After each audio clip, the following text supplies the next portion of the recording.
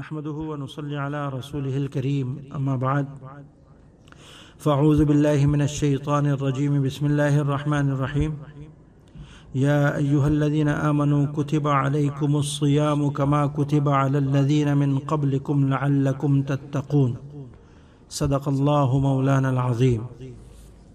شب برات گزرنے کے بعد اب رمضان شریف بالکل قریب آ گیا ہے، اور بہت سے اسلامی ملکوں میں خصوصاً ہمارے خلیج میں اور عرب ممالک میں استقبال رمضان کے نام سے مختلف قسم کے پروگرام چلتے ہیں۔ اگرچہ ان پروگراموں میں بہت سی باتیں قابل اصلاح بھی ہیں، لیکن اتنی بات بہرحال اس سے جو اظہار کیا جاتا ہے کہ رمضان شریف کا استقبال کرنا چاہیے، یہ بات ایسی ہے جو بہت اچھی ہے اور قابل تقلید ہے۔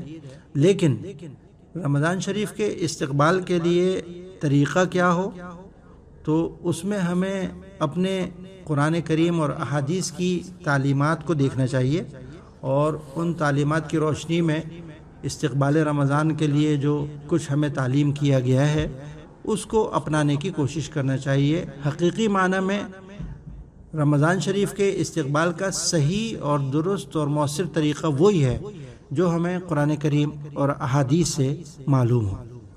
اس میں چند باتیں ہمیں سمجھ لینا چاہیے۔ اگر ہم ان باتوں کا اہتمام کر لیں تو انشاءاللہ رمضان شریف کا استقبال، اس کی تیاری، اس سے پورا فائدہ اٹھانا ہمارے لیے بڑا آسان اور مؤثر ہو جائے گا۔ سب سے پہلی بات تو اس میں یہ ہر آدمی کو سمجھ لینا چاہیے کہ دنیا میں جو بھی انسان آتا ہے وہ تاجر بن کے آتا ہے، اور دنیا کی یہ زندگی جو اس کو ملی ہے یہ اس کی تجارت کی پونجی اور سرمایہ ہوتی ہے، اور منافع اس کا جنت اور اللہ کی رضا ہے۔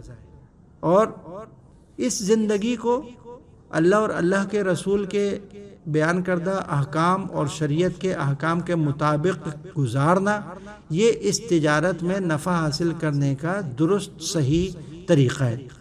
جب یہ بات اصولی طور پر معلوم ہو گئی، قرآن کریم بھی ہمیں یہ بتاتا ہے ان اللہ اشتری من المؤمنین انفسهم واموالهم بان لهم الجنہ۔ رسول اللہ صلی اللہ علیہ وسلم نے بھی فرمایا کلکم بائع، تم میں سے ہر شخص تاجر ہے۔ تو یہ تجارت اصل میں جو ہے یہ دنیا میں آنے والا ہر شخص کر رہا ہے، اور وہ زندگی کا سرمایہ لے کر آیا ہے، اور اس کو منافع حاصل کرنا ہے اللہ کی رضا اور جنت کا، اور اس زندگی میں حاصل کرنا ہے، اس سرمایہ سے حاصل کرنا ہے۔ دنیا کی ہر تجارت میں سال میں 1-2 موسم ضرور آتے ہیں، جس کو کھجور کے تاجر کا بھی سیزن آتا ہے، کپڑے کے تاجر کا سیزن بھی آتا ہے، گندم کے کاشتکار کا بھی سیزن آتا ہے۔ تو اللہ نے جو جنت کا تجارت رکھی ہے دنیا میں، اس کو بھی سال میں مختلف موسم اور سیزن دیے ہیں کہ جن میں آدمی جنت کے حاصل کرنے کے لیے تھوڑے وقت کے اندر زیادہ فائدہ اٹھا سکتا ہے۔ ان سب موسموں میں سب سے بڑا موسم اور سب سے بڑا سیزن رمضان شریف کا ہے، جس میں جنت کا تاجر تھوڑے سے سرمایہ سے بہت زیادہ منافع حاصل کر سکتا ہے۔ لیکن ہر تجارت کی طرح اس کے لیے بھی ضروری ہے کہ تجارت کا موسم آنے سے پہلے اس کی اچھی طرح تیاری کی جائے۔ رمضان شریف کی تیاری کا طریقہ قرآن کریم اور احادیث کی روشنی میں جو بزرگوں نے بتایا ہے وہ چند چیزیں ہیں۔ اس میں سب سے پہلی چیز، رمضان سے پہلے دعاؤں کا خوب اہتمام کیا جائے۔ آپ دیکھیے رسول اللہ صلی اللہ علیہ وسلم تو رجب سے دعائیں مانگ رہے ہیں، اللہم بارک لنا فی رجب و شعبان رمضان، اور احادیث میں آتا ہے کہ جب رمضان شریف قریب آ جاتا تھا تو پھر آپ کے دعا کے الفاظ میں شوق اور بڑھ جاتا تھا۔ اب آپ کی دعا ہوتی تھی اللہم سلمنی لرمضان وسلم رمضان لی وتسلمہ منی متقبلا، کہ اللہ میرے رمضان شریف کے واسطے سلامت رکھیے، رمضان شریف میرے لیے سلامت رکھیے، اور قبولیت کے ساتھ رمضان شریف مجھ کو عطا فرمائیے۔ تو دعائیں مانگی جائیں کہ اللہ رمضان شریف ہمیں عطا فرما، سلامتی کے ساتھ عطا فرما۔ یہ رمضان شریف کی تیاری ہے، اور یہ مسنون دعا جو رسول اللہ صلی اللہ علیہ وسلم سے منقول ہے، اس کا کثرت سے اہتمام کیا جائے۔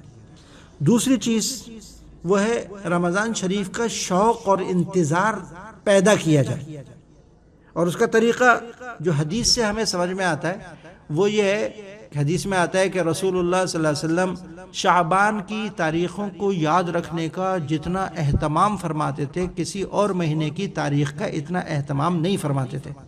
فرماتے تھے۔ اب اس کا مطلب کیا ہے؟ اس میں اگر آپ غور کریں گے تو صاف معلوم ہوگا کہ اس کا مطلب یہ ہے کہ رسول اللہ صلی اللہ علیہ وسلم ایک ایک دن گن رہے ہیں رمضان شریف آنے کا۔ ہمارے یہاں ہوتا ہے نا کہ جب کوئی محبوب جس سے ملاقات کا وقت طے ہو جائے اور وہ وقت قریب آ جائے تو اس کی ملاقات کے انتظار میں ایک ایک دن گنا جاتا ہے۔ ہماری انگریزی میں اس کو کہتے ہیں کاؤنٹ ڈاؤن، الٹی گنتی شروع کر دی جاتی ہے کہ جی اب اس سے ملاقات کرنے میں 8 دن رہ گئے، اب 7 دن رہ گئے، اب 5 دن رہ گئے، اب 3 دن رہ گئے، اب 2 دن رہ گئے۔ یہ شوق جو ہوتا ہے یہ اس کے اظہار کے لیے آدمی یہ سب کرتا ہے۔ تو رسول اللہ صلی اللہ علیہ وسلم تاریخوں کا اہتمام کرتے تھے یاد رکھنے کا، شعبان کی۔ مقصد اس کا یہ ہے کہ رمضان کا شوق اس کا اظہار کیا جائے، گھروں میں تذکرہ ہو۔ مثلا 15 شعبان ہے، گھروں میں تذکرہ کیا جائے کہ بھئی اب رمضان شریف آنے میں 14 دن رہ گئے۔ 16 شعبان آ گئی تو بھئی اب رمضان شریف آنے میں 13 دن رہ گئے، اب 12 دن رہ گئے، اب 11 دن رہ گئے، آج شعبان کی فلاں تاریخ ہے۔ تو یہ بات اور تذکرہ اور چرچا گھر میں ہونے سے گھر کے اندر بھی اور کہنے والے کو بھی، بچوں میں بھی، اہل و عیال میں بھی رمضان کا شوق، اس کا اہتمام، اس کا انتظار جو ہے وہ پیدا ہوگا۔ یہ سنت ہے، اس کو لوگ فراموش کر چکے ہیں۔ اب اسلامی تاریخوں کو تو یاد رکھنے کا اہتمام دور کی بات ہے، اسلامی مہینوں کے نام ہی ہمارے بچوں کو یاد نہیں ہے۔ تو اس لیے میرے محترم بزرگوں اور عزیزوں، اس کا اہتمام کرو کہ رمضان شریف آنے سے پہلے کاؤنٹ ڈاؤن شروع کر دو، الٹی گنتی شروع کر دو کہ اب رمضان آنے میں اتنے دن ہیں، اب اتنے دن ہیں، اب اتنے دن ہیں۔ یہ تذکرہ ہونے سے تیاری کا شوق پیدا ہوگا، اہتمام پیدا ہوگا۔ تیسری چیز جو اکابر فرماتے ہیں رمضان شریف سے پہلے جس کا اہتمام کرنا چاہیے، یہ رمضان کے استقبال کا حصہ ہے، وہ یہ کہ رمضان شریف کی 2 عبادتیں بڑی اہم ہیں، ایک روزہ اور دوسری تراویح۔ تراویح اس کے اندر ایک اور عبادت ہے جس کو رمضان شریف سے بہت زیادہ مناسبت ہے، وہ ہے قرآن کریم کی تلاوت۔ تو قرآن کریم کی تلاوت کو رمضان شریف سے مناسبت ہے، تراویح رمضان کی خاص عبادت ہے، روزہ رمضان کی خاص عبادت ہے۔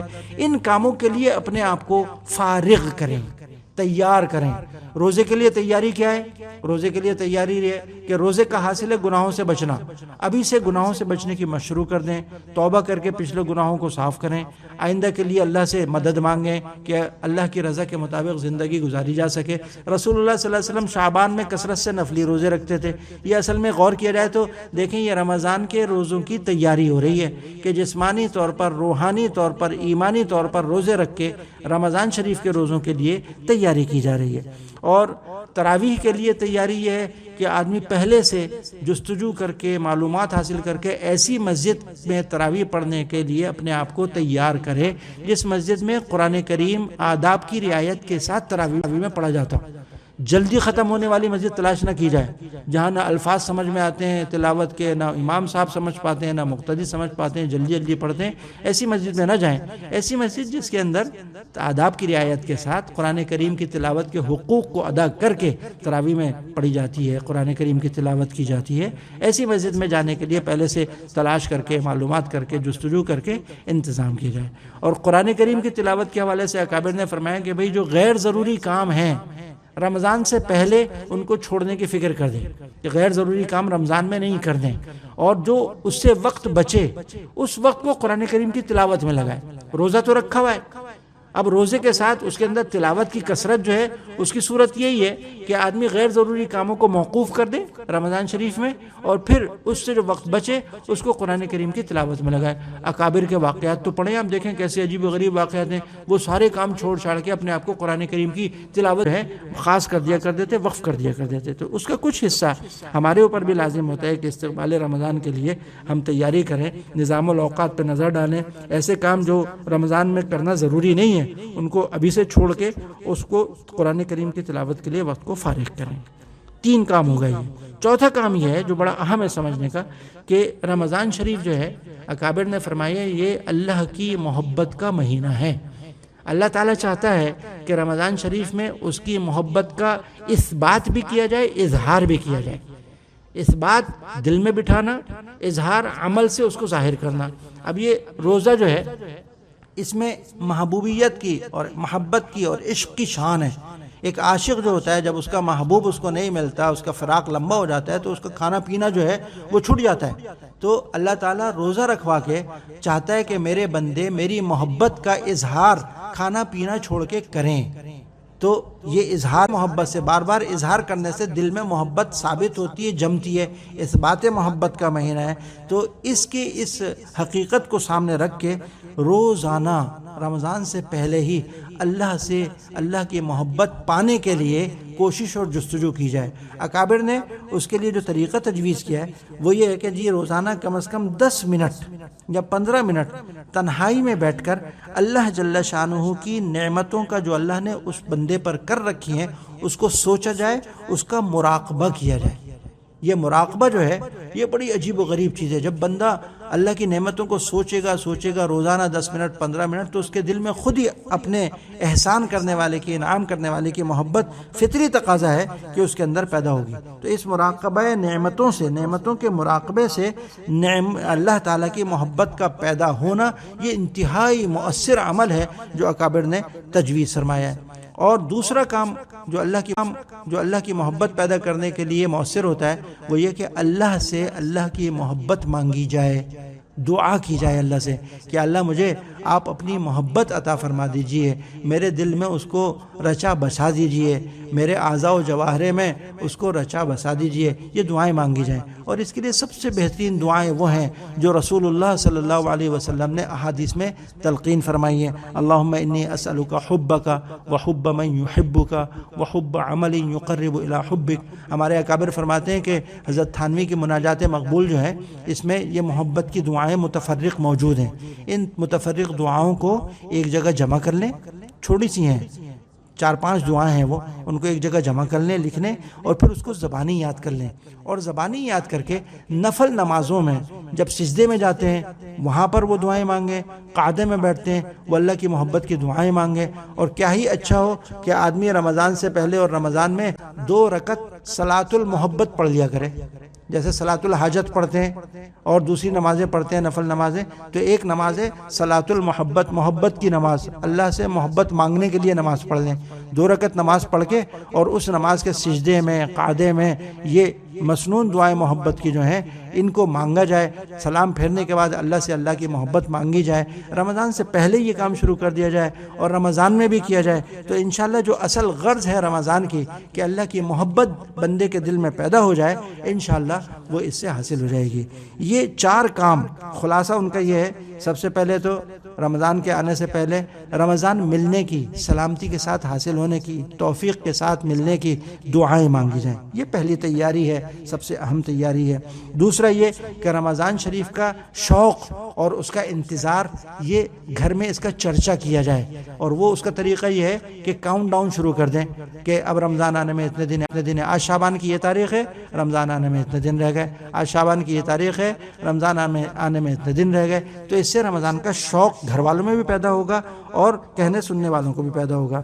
اور رمضان شریف کی تیاری کا تیسرا یہ کہ اپنے آپ کو نفلی روزے رکھے اور نظام الاوقات میں سے، اپنی مشغولیات میں سے، مصروفیات میں سے غیر ضروری کاموں کو کم کر کے وہ وقت جو بچتا ہے تلاوت کے اندر لگا کے رمضان کے اندر جو ہے کثرت تلاوت کی تیاری کی جائے، یہ تیسرا کام ہے۔ اور چوتھا کام یہ کہ اللہ سے اللہ کی محبت لینے کے لیے دعائیں مانگی جائیں اور اللہ کی نعمتوں کا جو اس پر بندے پر روزانہ ہوتی ہیں مراقبہ کیا جائے۔ یہ 4 کام کرنے سے انشاءاللہ رمضان کا استقبال جو ہے وہ روح اسلام اور دین کی روح کے مطابق ہوگا، اور رمضان شریف کی نعمتیں، رحمتیں جو برسیں گی اس سے انشاءاللہ بندہ بھرپور حصہ حاصل کر سکے گا، حضرت مفتی محمد شفیع صاحب رحمۃ اللہ علیہ فرمایا کرتے تھے ایک آخری کام رمضان کے آنے سے پہلے یہ ہے کہ جب رمضان کا چاند نظر آئے تو چاند دکھنے کے بعد مغرب کے بعد اوابین وغیرہ پڑھ کے